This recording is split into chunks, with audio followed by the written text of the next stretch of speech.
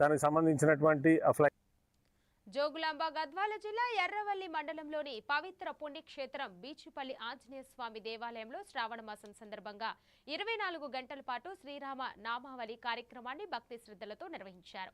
భజన బృందాలు సామూహికంగా పాల్గొని శ్రీరామ నామస్మరణ చేశారు. ప్రజలందరూ ఆయురారోగ్యాలతో సుభిక్షంగా ఉండాలని, పాడి పంటలు సమృద్ధిగా పండుతూ మంచి వర్షాలు కురవాలని భక్తులు ప్రార్థించారు.